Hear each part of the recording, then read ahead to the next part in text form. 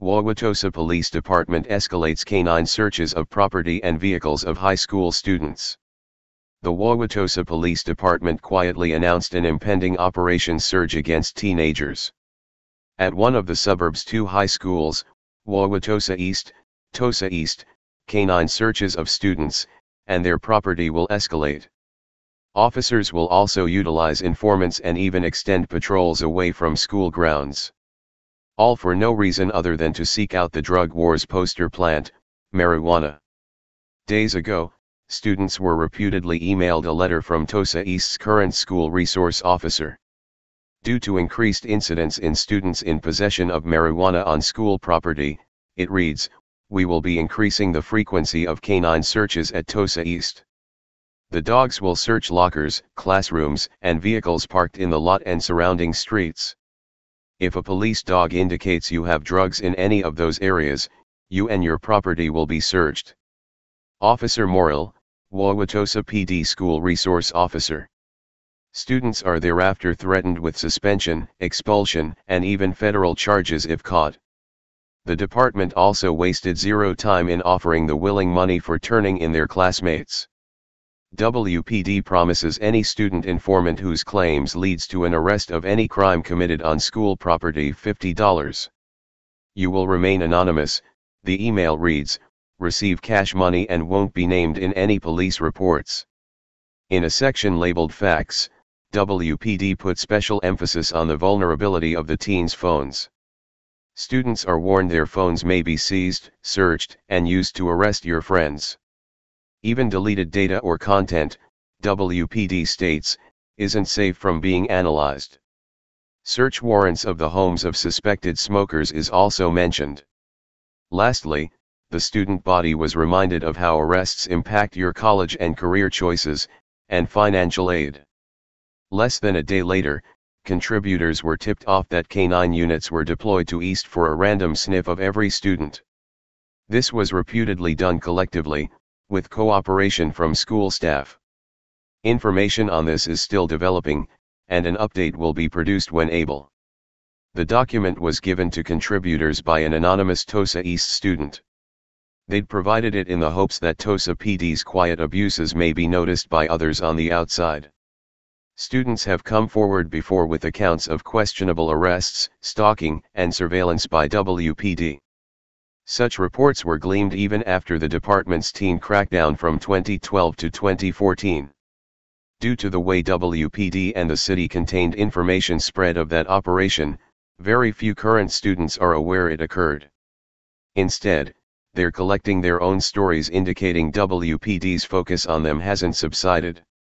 Besides this, Wauwatosa's drug issues extend far beyond a herb which is making billions, in some states via regulation and taxation. Milwaukee County as a whole, like much of America, is in the grips of an underreported opioid epidemic. Wauwatosa isn't exempt, despite the favorable self-image it prefers. Although some substances, like heroin, have floated about for years, others are unprecedented.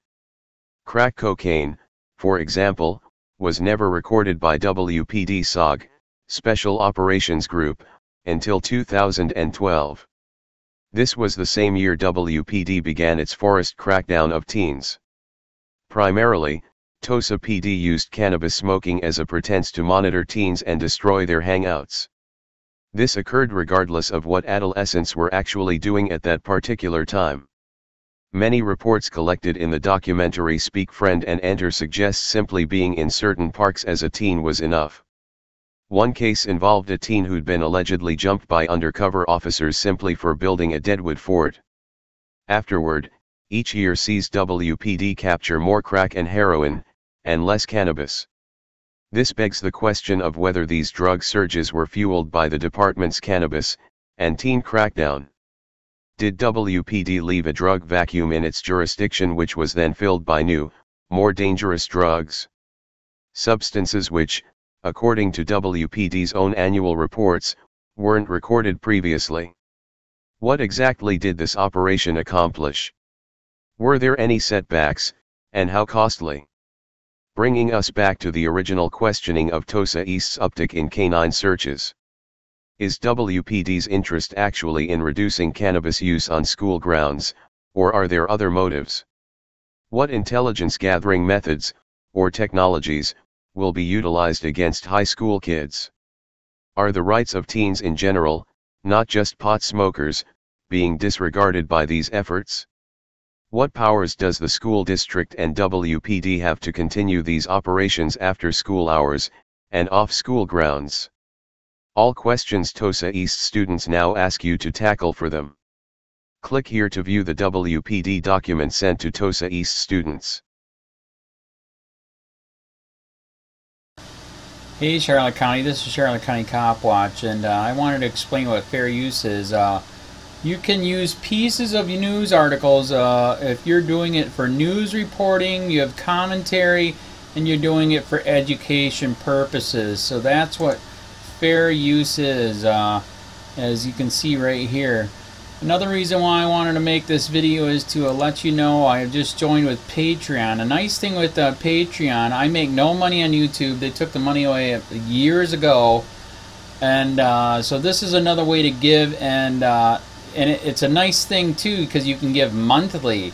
You can give $1, $5, $10, whatever. I do 4 to 5 hours a day on trying to wake the sheeple up on how corrupt it is and different ways that you can fight the corruption.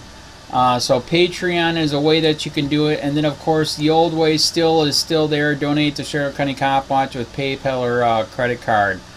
So keep that in mind. 4 to 5 hours a day. I make no money, but the corruption happened to me and I'm sick of it, so I'm trying to wake people up. But my wife would love it if if we could get some help out there. There's 47,000 subscribers. Just think if each one of you subscribers just gave let's say actually yes, $1 a month. 47,000 subscribers gave $1 a month. That would be awesome. That's not going to happen. But anyways, that would be great if it did happen. But do the math in your head. Just think about it. Like I said, 4 to 5 hours a day. I get no money from YouTube. YouTube has gone nuts. You can't do anything anymore. They're taking the money away everywhere. So these are a couple different ways that you can still help out with all this time that I put in. And as you know, I'm in a special situation where, at least I can do it. 4 to 5 hours a day. We have a cleaning company during the day. That's what allows me to do this, and we're debt free. So this is my hobby. I don't go fishing and all that other crap. I try to save the world. So help me out to make the wife happy, man. In fact, if you guys did give $1 a day, and there was 47,000 of you, and you did it, and each of you gave $1, and that was every month, oh my God, yes, I could quit. I could start suing them. Another idea too that we have is if I got some funds, we could actually contact everyone that has been ticketed and or arrested and put in jail and start sending them postcards to let them know we're here, and to see if everything went all right, and if it didn't, find out their story. So we could even do more investigations and more lawsuits. Lawsuits take money. So just think about that. 47,000 of you so far right now. $1 a day. $1 a month on Patreon, or $5 a month Patreon, 10, 20, whatever. Just do the math in your head, help out. This is a lot of work every single day. Thanks.